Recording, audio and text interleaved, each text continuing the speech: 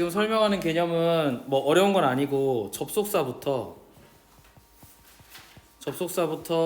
관계대명사 그리고 관계부사까지 설명을 할 개념이에요. 그래서 꽤 긴데 여기 있는 걸 그냥 간단하게나마 다 건드릴 거라서 알아서 필기하시면 좋을 것 같아.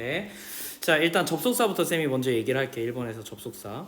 봐봐. 접속사는 우리 문법에서 건드린 게 딱 두 가지밖에 없으니까 원래는 여기 있는 개념이 큰 의미에서는 문법에서 접속사라고 얘기해요. 다시 접속사, 관계대명사, 관계부사를 다 합쳐서 원래는 접속사야. 알겠지? 그런데 좁은 의미의 접속사는 뭐냐면 문법에서 whether하고 that밖에 없어요. 적어놓을까? whether하고 that이요. 자, 여기 있는 whether는요 보통 뭐뭐인지 아닌지로 해석이 돼요. 됐죠? 얘는 특별하게 해석이 되긴 하는데 그렇다고 해서 이 문장 내에서 어떤 역할을 하는 친구가 아니야. 굳이 품사를 가지자면 whether는 부사에 가까워요. 물론 접속사야. 접속사라는 따로 이렇게 형식이 있는데 근데 그거 말고 어쨌든 얘는 문장 내에서 아무런 역할을 못해. 그러니까 뒷문장이 어땠냐면 이걸 포함하는 문장 전체가 완전해야 돼. 다시 whether 절이 있으면 예시예요. 이건 적을 필요 없어요. whether 절이 있으면 주어 동사가 있으면 이거 whether 절이라고 칩시다. 그러면 얘는 문장 내 어딘가에 들어갈 거란 말이지. 그럼 봐봐. 얘도 완전해야 되지만 여기 있는 whether 절도 완전해야 돼요. 이 자체로 성립을 해야 된단 말이야. 그러니까 이 접속사가 근데 문법적으로 아무런 역할을 못해. 이렇게 끊어왔을 때 요 안에서 아무런 역할을 못하기 때문에 이렇게 바로 뒤에서 끊었을 때 뒷문장이 완전해야 돼요. 이해됐죠? 모든 접속사는 그래서 뒷문장이 완전해요. 됐죠? 이걸 이해해줘야 돼. 그래서 whether 같은 경우에는 뭐뭐인지 아닌지로 해석이 되어야지만 쓸 수 있으니까 굉장히 특수 문법에 해당돼요. 얘랑 바꿔 쓸 수 있는 건 우리 가정법 if가 아니라 뭐뭐인지 아닌지로 쓰일 수 있는 if인데요. 봐봐. 제약 조건이 되게 많아. 얘는 제약 조건 많음. 내가 대표적인 거 하나만 가르쳐 줄게. 그냥 우리가 whether or not이라고 쓰면은 뭐뭐인지 아닌지라는 뜻으로 쓸 수 있어요. 그런데 if는요 or not을 붙였으면 안 돼요. 이유는 나도 몰라요. 안 된대. 그런데 이 와중에 또 뭐가 되냐면 if 쓰고 한참 떨어져서 한 단어라도 써도 돼. 한 단어로 떨어져도 돼. 한 단어로 떨어지고 or not을 쓰면 또 이건 돼요. if는 안 쓰는 게 낫겠죠. 그죠? 우리가 서술형 쓸 때 엔간하면 if는 적지 않는 게 훨씬 더 좋을 것 같아요. 됐지? 자, 이렇게 해서 아무튼 접속사 절은 나름대로의 문법 내 이 문장 내에서 큰 문장 내에서 뭐 나름대로의 어떤 역할을 하는데 that 볼게요. that은 해석이 안 돼요. 그런데 뒷문장 완전해요. 근데 얘는 두 가지 부류가 있어요. 하나는 그냥 일반 접속사면 얘는 그러면 문장 내에서 뭐 목적어의 역할을 한다던가 보호 역할을 합니다. 무슨 얘기냐면 주어 플러스 동사 있고 나서 뭐 예를 들어서 동건이는 주장한다. 뭐라고 주장하는 거냐면 that 이래가지고 이런 문장도 진짜 많이 봤을 거야. 주어가 동사가 목적어 한다는 것을 주장한다 라는 식으로 쓰인 거니까 사실상 요 that절 전체가 목적어의 역할을 하고 있는 거죠. 이해됐죠? 이런 식으로 우리가 많이 봤단 말이야. 동사 바로 뒤에 오는 것들. 당연하게도 that 바로 뒤에는 완전 문장이지. 이런 식의 구성이었는데 이거 말고 동격의 that이라는 친구가 있습니다. 얘는 앞에 명사가 있고 그리고 나서 컴마를 찍거나 혹은 컴마를 찍지 않은 경우도 있어요. 아는 경우가 대부분인 것 같은데 that을 해놓고 그 다음에 뒤에 완전 문장이 와요. 요렇게. 그럼 결과적으로 해석을 해보면 이 친구와 이 친구가 동일해요. 됐죠? 꾸며준다고 내가 해석을 할 때도 있어요. 관계대명사가 아닌데도 불구하고. 그럼 너네가 궁금하겠죠? 선생님 얘하고 그러면 요 that하고 나서 예를 들어서 동사 플러스 목적 그러니까 이건 주격 관계대명사지. 주격 관계대명사. 관계대명사하고는 대체 뭐가 다른 겁니까? 라고 하면은 해석상의 큰 차이는 없어요. 그냥 뒷문장이 완전할 때도 명사를 수식해주는 혹은 명사를 부연 설명하는 동격의 that이라는 정말 특이한 친구가 있어요. 동격의 접속사라고 하기도 해요. 됐죠?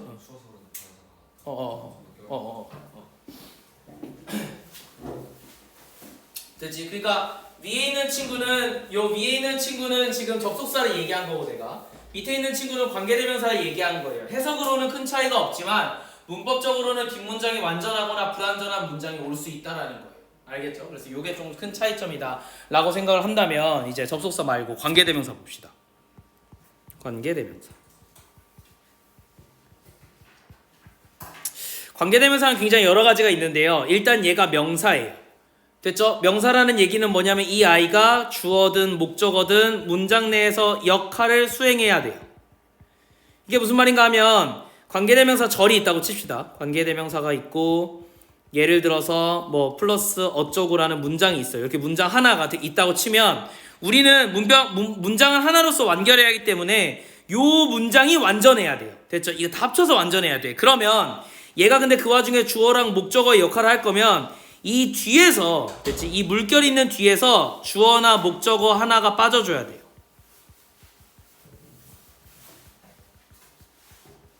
됐니? 이게 완전한 문장이 되려면.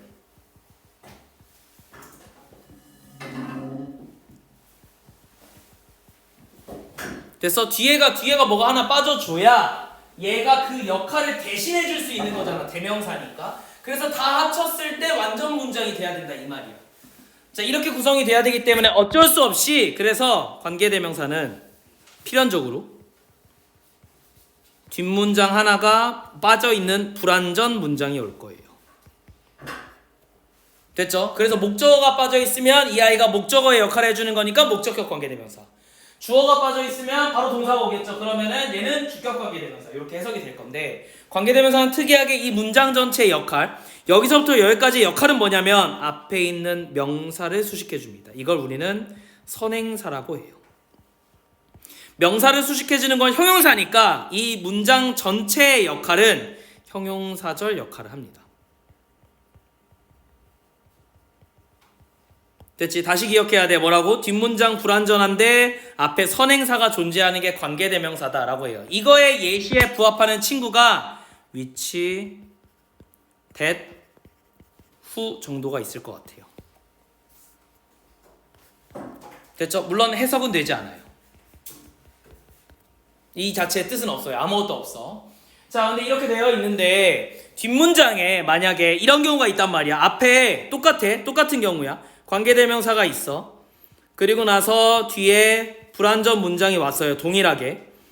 이러한 절이 앞에 명사가 간혹 없는 경우가 있어요. 요 선행사가 존재하지 않는 경우, 이거는 what의 경우에 해당합니다. 그래서 우리는 얘를 뭐라 그러냐면 선행사를 포함한 관계대명사다 이렇게 얘기해요. 이게 무슨 말이냐면 여기 있는 명사랑 관계대명사를 그냥 짬뽕 시키면 what이 된다 이 말이에요. 이해됐죠? 그러니까 이걸 강제로 선행사를 만들어주면 보통 우리가 어떻게 풀어주냐면 더 띵 위치 정도로 해석을 하는 경우가 많아요. 얘를 그냥 이렇게 바꿔 쓸 수가 있어. 굳이 내가 이걸 풀어주자면 뭐 띵 위치 혹은 더 띵 위치 이렇게 바꿔주면 돼요. 자, 이런 경우가 있고요. 또 하나의 경우는 뭐냐면은 관계대명사가 나오고 놀랍게도 뒷문장에 완전인 문장이 나올 때가 있어요. 이때는 앞에 있는 선행사를 소유 관계로 반드시 해석이 돼야만 해요. 됐죠? 이렇게 되는 경우로 우린 누가 있냐면은 후주라는 친구가 있습니다. 수능에서 2번이나 문제에 답이 된 경우가 있기 때문에 반드시 알아두셔야 돼요. 여러분 사실 이거 중학교 때 배웠는데 왜 이걸 많이 틀렸냐면 고등학교 3년 내내 내신에서 잘 나오지 않아요. 왜냐하면 후수를 이용한 문법이 잘 나오지 않아. 왜? 소유관계를 해석관계가 소유관계로 되는 문장을 만들기가 그렇게 쉬운 일이 아니에요. 그 필요하지도 않고 개연적으로. 그래서 이 문장은 쓸 일이 없어서 안 나온 건데 수능에 2번이나 출제돼서 2번 다 답이었어요. 근데 대부분 어떻게 나온 거냐면 그 문장에 그냥 뭐 2번이 답이면 2번 해놓고 후가 나왔어. 혹은 위치가 나와 있어. 그러니까 애들 입장에서는 이게 소유격일 거라는 생각 자체를 안 하는 거야. 혹은 대시 나와 있어. 이게 제일 어려웠는데 대시 나오면 뒷문장 완전해도 되잖아. 맞잖아? 그래서 애들이 접속사라고 생각하고 아무 생각 없이 넘어왔어. 근데 그게 아니라 다 해석을 해보니까 얘랑 소유관계가 해석돼서 뭐 후즈가 답이다 이런 식으로 문제가 출제된 적이 있었거든. 이게 내가 봤을 때 제일 어려웠어요. 재작년 수능이었나? 아무튼 코로나 수능 때 한 번, 재작년 수능에 한 번 이런 식으로 해서 연달아서 2번 나왔던 걸로 내가 기억을 하는데 이게 좀 어려웠다. 이렇게 해서 관계대명사 이렇게 정리. 됐죠? 이거 외에는 사실상 안 나와. 뭐 whom이 나올 때도 있고, 이걸 이제 굳이 목적격으로 가면 whom도 나오고요. 뭐 여러 가지가 있는데 이런 걸 구분하는 건 절대 나오지가 않아요. 근데 시험 문제 이제 나올 만한 거 유일하게 뭐가 있냐면, 야 그럼 that은 관계대명사도 있고, 됐지? 관계대명사도 있고, 여기 있는 접속사 that도 있네. 근데 이게 좀 문제인 거야.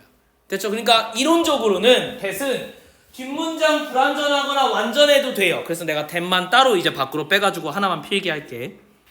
이쯤에다 할게요. that. 자, 그럼 that이 있으면 뒷문장이 완전하면요, 그러면 얘는 접속사로 봐야 되는 거고, 그리고 뒷문장이 불완전하면 관계대명사로 보면 돼요. 그냥 별거 아니야.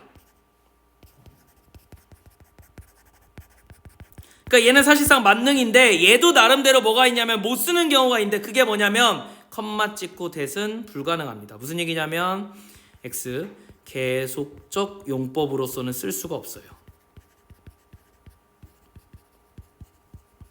이게 포인트. 그런데 문제는 뭐다? 이 컴마가 계속적 용법인지 아닌지는 확인해 보셔야 돼요. 무슨 말이냐면 이럴 수 있어. 예를 들어서 문장 내에서 이런 문장이, 내가 좀 복잡하게 그냥 대충 만드는 거니까 알아두세요. 자, 주어랑 동사가 나오고 그 다음에 뭐 목적어가 나왔어요. 그리고 나서 이 목적어를 수식해주는 뭐가 들어갔어. 그러고 나서 that이 나왔어.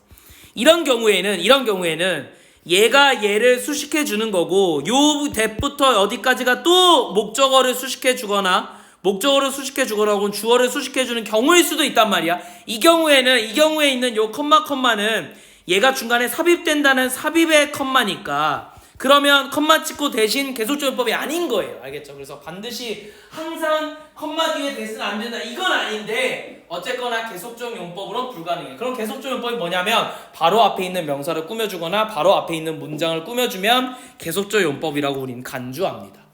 이해됐죠? 그래서 일반적으로 수능에서는 문법 문제를 출제할 때는 내가 예시로 든 것처럼 이런 거지 같은 문장은 잘 내지 않는데, 그래도 좀 확인해 볼 필요는 있는 것 같아. 이게 좀 어려우니까. 자, 이렇게 본다면 이제 하나 더, 관계부사가 이제 우리 남았는데, 관계부사는 적읍시다. 3번 관계부사는 내가 아까 관계대명사 설명한 거랑 비슷해요. 부사는 문장 내에서 아무런 역할이 없어요. 역할 X. 내가 여기서 얘기하는 문장 내의 문법적인 역할의 의미가 뭐냐면, 주어나 동사나 목적어나 목적격 보어, 그냥 보어여도 돼요. 보어 자리에 올 수 있냐 없냐인데, 주어 자리에 올 수 있는 건 명사고요, 동사 자리에 올 수 있는 건 동사밖에 없고, 목적어 자리에 올 수 있는 건 명사나 대명사밖에 없고, 물론 주어도 마찬가지고요. 그리고 보어 자리에 올 수 있는 건 형용사하고 명사밖에 없어요. 그러니까 문장 내 필수 요소라고 하는 요 친구들 자리에 올 수 있는 건 한마디로 명사, 동사, 형용사밖에 없습니다. 이해됐죠? 그러니까 이 와중에 누구는 절대 올 수가 없냐면 부사는 죽어도 못 와요. 이해됐죠? 문장 내 필수 요소가 아니야. 이렇게 봤을 때 관계부사는 문장 내에서 역할을 못하니까 반드시 어때야 돼? 이 문장 하나는 근데 그 문장 내로 성립해야 되잖아. 무슨 얘기냐면 관계부사절은 자기 자체로 완결해야 된단 말이야. 그런데 부사가 역할을 못하니까 뒷문장 자체가 어때야 되냐면 완전해야 되죠. 그리고 일반적으로는 앞에 선행사를 가집니다. 일반적으로는 안 가질 때도 간혹 있는 것 같은데요, 우리 문법에서는 다만 뭐랑 구분하지 않냐면 의문사랑 관계부사는 구분하지 않아요. 다시